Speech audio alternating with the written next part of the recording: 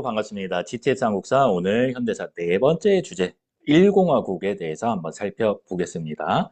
자, 1공화국 하면은 대통령 이승만 시기이고 1900 대충 50년대쯤이다. 이렇게 생각을 하면 되겠고요. 오늘 우리가 빅 사건을 하나 배우게 될 텐데 바로 4.19 혁명 되겠습니다. 보면은 알겠지만 이승만 정부, 즉 1공화국은 4.19 혁명으로 무너지게 된다라는 얘기인데 자, 1공화국도 볼 거지만 우리가 그 바로 직후에 잠깐 있었던 2공화국까지도 한번 살펴볼 겁니다. 자, 여러분 오늘은 대통령은 이승만, 시기적으로는 1950년대, 그 다음에 빅 사건으로는 4.19 혁명 이렇게 세 가지 키워드를 가지고 수업을 따라오면 좋겠습니다.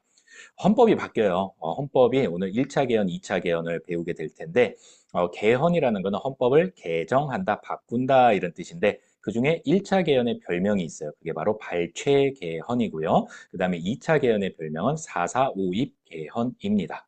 자, 그리고 4.19 혁명 여러분 중요하게 봐야겠죠. 배경과 결과 그리고 그 결과로 탄생된 2공화국의 특징과 정책까지 여러분들이 좀 정리를 하면 좋겠습니다. 자, 선생님이 지금 연표를 하나 가져왔는데요. 우리나라 정부가 수립이 됐던 게 1948년이죠. 여러분 50 총선거 기억나나요? 총선거는 누구를 뽑는다? 국회의원을 뽑는다. 자, 이렇게 생각을 하면 되고요. 1950년부터 53년까지는 6.25 전쟁이 있었다라는 것까지 일단 표시를 해 두겠습니다. 자, 1948년 50 총선거로 재헌국회가 뽑히고요. 이 재헌국회에서 재헌헌법을 발표를 하게 됩니다.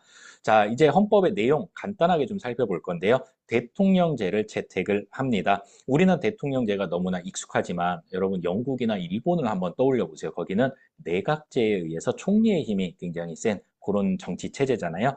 근데 우리나라는 대통령제를 채택했다라는 거고 대통령은 누가 뽑느냐? 이 당시에는 국민들이 뽑지 않았습니다. 국민들이 직접 뽑으면 직선제, 그 다음에 간접 선출하면 간선제라고 우리가 구분을 하는데 재헌헌법에 따라서는 국회에서 대통령을 뽑았습니다. 그러니까 직접 선출이 아니고 간접 선출, 간선제였다라는 사실을 여러분이 헷갈리지 말아야겠습니다. 자, 임기는 4년입니다. 오늘날이랑 좀 다르죠. 지금은 우리가 대통령 5년 임기인데 이 당시에는 4년이었고 지금은 한 사람이 한 번밖에 출마를 못하지만 이 당시 재헌헌법에 따라서는 한 사람이 두 번까지는 할 수 있었다. 그러니까 여러분들이 지금의 미국 대통령 시스템이라고 생각을 하면은 좀 이해하기가 쉬울 것 같습니다. 자, 이렇게 해서 재헌헌법에 따라 국회에서 이승만이 초대 대통령, 1대 대통령으로 선출이 되게 됩니다. 자, 여러분, 대통령 임기가 4년이죠. 그러니까 48년에 1대 대통령이 뽑혔으니까 4년 후인 1952년도에 또 다른 대선, 그리고 다시 4년 후인 56년, 그리고 60년. 지금 동그라미로 표시해 놓은 요 이제 지점이 대통령 선거가 있던 해예요. 자, 한편 국회의원 선거는 몇 년마다 하죠? 네. 4년마다 합니다. 이 당시에는 4년, 4년 똑같았어요. 지금은 대통령 5년, 국회의원 4년인데 이 당시는 4년, 4년인데 이 48년 총선거로 구성된 재헌국회는 헌법을 만들라고 뽑아놓은 국회의원이잖아요. 그래서 유일하게 이 재헌국회만은 임기가 2년이었다라는 얘기예요. 자, 48년에 이제 임기가 시작이 되고 2년 후니까 1950년도에 제2대 총선거가 실시가 됐고 이때부터 이제 4년씩 54년 그다음에 60년 이렇게 이제 총선거가 있었다라는 것을 여러분이 보면 되겠습니다. 60년이 아니군요. 54에서 4년을 더하면 58년이 되겠군요. 네, 여기 표시는 굳이 하지 않았습니다. 그래서 세모로 표시된 지점은 총선거가 있었던 해다. 여러분 이렇게 기준을 잡으면 되겠습니다. 자, 문제는 여기서 발생을 합니다. 1950년 두 번째 국회의원 선거를 했더니 이승만의 비판적인 국회의원들이 상당히 많이 당선이 됐다라는 겁니다. 자, 그러면은 한번 생각을 해보십시오. 이승만은 두 번까지 대통령을 하고 싶었던 거예요. 그런데 대통령을 이 당시엔 누가 뽑는다? 국회의원들이 뽑잖아요. 그런데 지금 국회의원 중에는 이승만에 반대하는 세력이 굉장히 많았다. 그 말인 즉슨 이승만이 재선에 성공할 가능성이 상당히 낮아졌다라는 얘기입니다. 그러자 이승만이 수작을 부리죠. 어떤 수작을 부리느냐? 일단은 자기 세력들을 싹 규합을 해가지고 자유당이라는 당을 하나 만들고요. 개헌을 추진하게 됩니다. 국회의원들이 나를 안 좋아해? 그러면은 헌법을 바꾸지 뭐 국민들이라면은 나를 뽑아줄 거야. 이렇게 이제 개헌을 준비를 하게 됩니다. 그렇게 해서 6.25 전쟁 중에 임시 수도 부산에서 아주 공포 분위기를 조성해서 강제로 통과됐던 개헌이 바로 발췌 개헌, 1차 개헌입니다. 자, 이 개헌의 내용은 국민들이 직접 뽑게 하지 뭐 직선제가 핵심 내용이고요. 그리고 야당에서 제출한 일부 법안을 좀 따와서 발췌해서 같이 통과를 시킵니다. 그래서 이 별명이 발췌개헌입니다. 여러분, 발췌라는 말은 상당히 좀 어려운 단어인데요. 여기저기서 따온다 이런 뜻이에요. 그래서 핵심은 대통령 직선제였고 야당을 좀 달래주기 위해서 야당에서 제출했던 법안 중에 몇 가지를 같이 부록으로 통과시켰다. 이런 느낌으로 여러분이 이해를 하면 되겠습니다. 지금 막 전쟁이 한창인데 임시수도 부산에서 야당이 반대할까 봐 공포 분위기까지 조성해 가면서 이 개헌을 했다라는 점이 참 가슴 아프네요. 자, 어쨌거나 이렇게 해서 이제 2대 대통령 선거는 국민들이 뽑게 됩니다. 직선제로 개헌을 했으니까요. 그리고 이승만은 재선에 성공을 하게 됩니다. 자, 그리고 나서 이제 다음 대선이 이제 다가오고 있는데 문제가 있죠. 왜 그러냐면은 이승만은 다시 당선될 자신은 있었는데 문제는 뭐냐? 바로 이겁니다. 한 사람이 몇 번까지만 대통령 할 수 있다? 두 번까지만. 근데 벌써 두 번 했단 말이죠. 안 되면 어떻게 해야 됩니까? 포기를 해야 되는데 안 되면 되게 하라라는 것을 신조로 삼고 있었던 이승만은 다시 한번 개헌을 착수하게 됩니다. 자, 1954년도 총선거에서는 자유당이 압승을 거두게 됩니다. 그리고 나서 당시 대통령에 한해서 출마 횟수에 제한을 두지 않는다라는 내용의 개헌안을 제출을 하게 됩니다. 그런데 굉장히 드라마틱한 일이 벌어져요. 여러분, 헌법을 바꾸려면은 국회의원의 3분의 2가 동의를 해야 되거든요. 이때 당시에 국회의원 수가 203명이었는데 203명의 3분의 2 이렇게 하면은 136명이 필요한 거예요. 왜냐하면 정확하게 계산을 해보면 135.3333명이 필요한 거거든요. 근데 그 이상이어야 되니까 어떻습니까? 135.333 이상이라는 말은 136명부터가 통과선이다라는 얘기인데 정말 드라마틱하게도 이 정족수 136명에서 한 명이 모자라서 135명이 찬성을 한 겁니다. 그래서 그날 이제 부결됐습니다라고 발표를 했는데 이틀 후에 이 부결됐다라는 결정을 뒤집습니다. 203명의 3분의 2는 135.3333333명이므로 요거를 반올림해서 4,4,5입해서 135명이 통과선입니다. 그러므로 이 법안은 통과 선언합니다. 이렇게 뒤집어 버려요.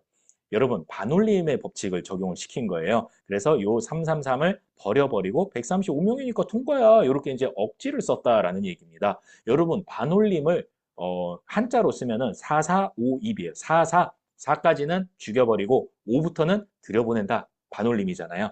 이렇게 이제 불법적으로 개헌을 했던 게 바로 2차 개헌인 4,4,5입 개헌입니다.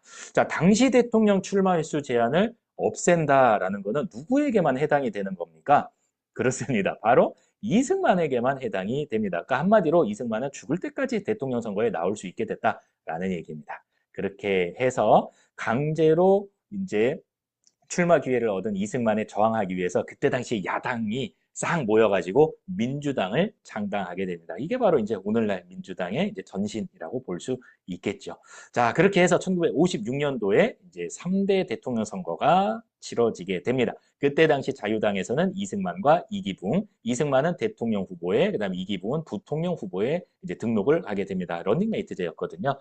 여러분, 지금은 우리가 부통령이 없지만 지금은 총리가 있죠. 이 당시에는 대통령, 그다음에 이제 부통령 이렇게 마치 여러분 학급 회장, 부회장 하듯이 그렇게 이제 출마를 했었다라는 얘기예요. 한편 이때 야당 민주당에서는 신익희 후보, 그다음에 이제 부통령에는 장면이 등록을 하게 되고요. 그다음에 이때 당시에 이제 조봉암이 이제 신인이죠. 정치 신인 조봉암이 이제 출마를 하게 됩니다. 자, 이런 모습이었죠. 이런 모습이었고 이때 당시는 이제 무소속이었고 나중에 이제 조봉암이 진보당을 창당하게 됩니다. 그리고 이제 기호 3번의 자유당, 이거는 이제 이승만이고요. 그다음에 이제 야당이었던 민주당입니다. 신익희 후보의 모습입니다. 못 살겠다 갈아보자라는 포스터를 제작을 했다는 거죠. 그랬더니 이제 여당인 자유당에서는 갈아봤자 더 못 산다. 이렇게 이제 맞서게 됩니다. 분위기가 느껴지시죠? 결과는 어떻게 됐을까요? 정말 신기하게도 선거 직전에 야당 후보 강력한 라이벌이었던 신익희가 갑자기 죽게 됩니다. 사망. 그리고 나서 결과는 뭐 불을 보듯 뻔하죠. 이승만이 일단 당선은 되는데 문제는 뭐냐면은 정치 신인이었던 무명의 조봉암이 무려 30%나 득표를 했다라는 거예요. 신익희 표가 이때 조봉암에게 많이 갔다라는 거예요. 그래서 이승만이 좀 위기감을 느끼게 됩니다. 더더군다나 3대 대통령 이승만은 당선이 됐지만 부통령 선거에서는 민주당 야당 후보인 장면이 당선이 됐다는 거죠. 그러니까 이승만도 느낀 거예요. 점점 민심이 나를 떠나가고 있구나. 안 되겠다. 반대 세력을 탄압해야겠다라고 생각한 이승만은 국가보안법을 개정을 해서 간첩의 범위를 굉장히 넓혀 놓습니다. 그래서 이제 요거를 반대 세력을 탄압하는 데 사용하게 됩니다. 그리고 이 당시에 이 정부의 비판적이었던 경향신문을 폐간시키기도 하고 1959년도에는 진보당 사건을 일으켜서 조봉암을 사형을 시켜버립니다. 아까도 잠깐 얘기를 했지만 조봉암은 나중에 평화통일을 지향하면서 진보당이라는 또 다른 야당을 이제 만들게 되거든요. 그랬더니 이승만이 어떻게 우리를 쳐들어왔던 북한이랑 평화롭게 통일을 논의해? 너 북한에서 내려온 간첩이지? 라면서 이 조봉암을 사형을 시키고 조봉암이 만들었던 진보당을 해산을 시킵니다. 그 사건이 바로 1959년도에 진보당 사건이다. 무시무시하죠. 평화통일을 주장했다고 간첩으로 몰아서 죽이다니요. 나중에 시간이 많이 지나고 나서 2011년도에 결국 요 조봉암 사건, 진보당 사건을 다시 심판을 해서 조봉암은 무죄 선고를 받게 됩니다. 근데 뭐 어떡합니까? 이미 죽었는데, 그죠? 네. 자, 그렇게 해서 이제 운명의 1960년이 다가옵니다. 자, 4대 대통령 선거 때 자유당에서는 이승만, 부통령의 이기붕, 민주당에서는 조병옥이 대통령의 장면이 부통령 후보로 나오게 됩니다. 그런데 참 공교롭게도 또 선거를 앞두고 조병옥이 갑자기 사망을 하게 됩니다. 이승만은 그냥 곧바로 대통령에 당선될 판이에요. 근데 문제가 뭐냐면 이승만이 이때 당시 나이가 거의 80 노인이에요. 뭐 오늘 내일 한다 이 얘기죠. 자, 한번 생각해 보세요. 만약에 임기 중에 대통령이 죽었어요. 그러면은 정권이 어떻게 됩니까? 부통령이 물려받게 되잖아요. 그래서 이 1960년도 대선에서 핵심 포인트는 뭐였냐면 관전 포인트, 바로 부통령이 누가 되느냐, 이게 관전 포인트였다는 말이죠. 그런데 가능성을 한번 따져볼까요? 요 바로 직전에 장면이 당선이 됐단 말이죠. 근데 지금 이승만이 여러 가지 반대 세력 탄압하면서 민심을 잃었단 말이에요. 그러면 누가 봐도 장면이 당선될 수 있겠다, 가능성이 높겠다, 이런 생각을 하게 되겠죠. 그러자 여당이었던 자유당에서 대대적인 부정선거를 저지르게 됩니다. 그거를 우리가 3.15 부정선거라고 부르는 거고요. 이때 부정선거는 이승만을 당선시키기 위한 것이라기보다는 부통령 후보였던 이기붕을 당선시키기 위한 것이었다라는 거예요. 그래서 여러분이 알고 있는 그런 선거의 원칙이 다 무너져 버려요. 뭐 3인조 투표, 뭐 같이 투표소에 들어가서 감시하는 거죠. 또 뭐 경찰들을 동원해가지고 막 그런 공포 분위기를 조성하기도 하고요. 그다음에 뭐 고무신 같은 그런 물건들, 또 돈도 막 뿌리고 우리가 상상할 수 있는 모든 그런 부정선거를 다 했다라고 보면 되겠습니다. 그러자 누가 들고 일어나느냐? 여러분 또래 중고등학생들이 들고 일어납니다. 이제 마산에서 시위가 굉장히 심했었는데 이때 당시에 마산 상고 1학년에 김주열이라는 학생이 경찰이 쏜 최루탄을 맞고 사망을 하는 일이 벌어져요. 근데 그 시신이 뒤늦게 발견이 됩니다. 그 시위 당일날에 실종이 됐다가 한 달 정도 있다가 4월 달에 이제 마산 앞바다에서 눈에 최루탄이 박힌 채로 발견이 되는데 이게 이제 많은 시민들을 자극을 해가지고 전국적으로 이제 시민들이 거리로 뛰쳐나와서 부정선거 다시 해라 이렇게 하면서 4.19 혁명이 시작이 되게 됩니다. 학생 더 나아가서 시민들, 더 나아가서 교수들까지도 길거리에 나와서 이승만은 물러나라 이렇게 이제 시위를 하게 됩니다. 이때 어떤 일이 벌어지냐면은 지금은 이제 대통령 집무실이 용산에 있지만 그 바로 전에는 청와대라는 곳에 있었잖아요. 근데 이 당시는 청와대를 경무대라고 불렀어요. 그래서 많은 시민들이 이승만이 머물고 있던 경무대로 이제 몰려가가지고 시위를 하게 됩니다. 그러자 그곳에 있던 경찰들이 발포를 해가지고 4월 19일 하루만 해도 한 100명 넘게 사망자가 발생을 하게 됩니다. 그러자 이승만은 결국 국민들이 원한다면 물러나겠습니다. 하면서 이제 하야를 하게 되고요. 사진을 좀 볼게요.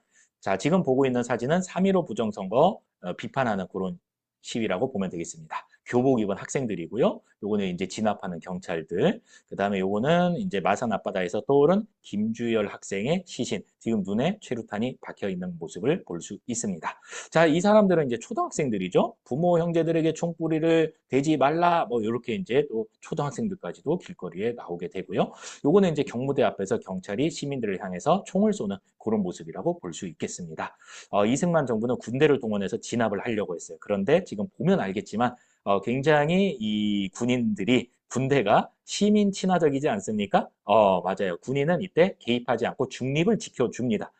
그래서 이제 진압을 못하게 되자 이승만이 어쩔 수 없다. 이제 남은 거는 하야밖에 없다. 그리고 하야하고 미국 하와이로 도망을 가게 되는 거죠. 자, 지금 마지막 보고 있는 이 사진은 대학 교수단들의 그런 모습입니다. 학생의 피해 보답하라. 이렇게 이제 시위를 하고 있죠. 자, 이렇게 이제 물러난 이승만, 그 이후에 어떤 일이 벌어지냐면, 이제 갑자기 이제 정부가 붕괴된 거잖아요. 그래서 그때 당시에 이제 외무장관이었던 허정이 과도 정부를 이끌게 됩니다. 자, 여기까지가 이제 일공화국이라고 볼 수 있고요. 이 허정 과도 정부에서 개헌을 하게 됩니다.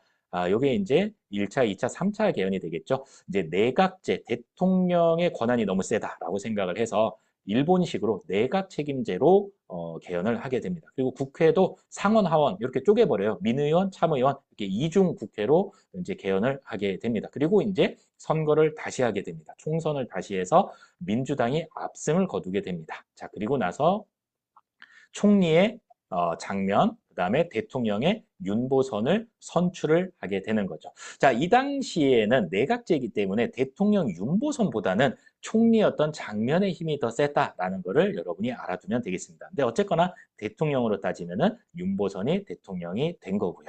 자, 이때부터는 이제 장면 내각이라고도 부르는 이공화국이 출범을 하게 됩니다. 경제를 좀 살려야겠다라면서 경제개발 5개년 계획을 수립을 합니다. 수립은 여기서 하지만 실행은 그 다음 정부인 박정희 정부에서 하게 되는 거고요. 지방자치제를 실시를 하고 경찰을 중립화시켜버립니다. 그리고 이때 시민사회에서 여러 민주화 요구, 그 다음에 통일 요구가 이제 막 터져 나옵니다만 이때 당시에 장면 내각은 이런 통일 운동에도 소극적이고 또 개혁도 좀 이렇게 미진합니다. 이렇게 미온적으로 대응을 하면서 굉장히 사회적으로 혼란이 심화되는 그런 모습을 볼 수 있습니다. 그 와중에 1년여 만에 무너지게 되는데 그 이유는 바로 5.16 군사정변으로 정권을 잡은 박정희 때문이죠. 자, 여기까지 우리가 이승만 정부 1공화국, 그 다음에 4.19로 무너진 장면내가 무너지고 나서 수립된 장면내가 2공화국까지 우리가 숨가쁘게 한번 살펴봤습니다. 수고했습니다. 안녕.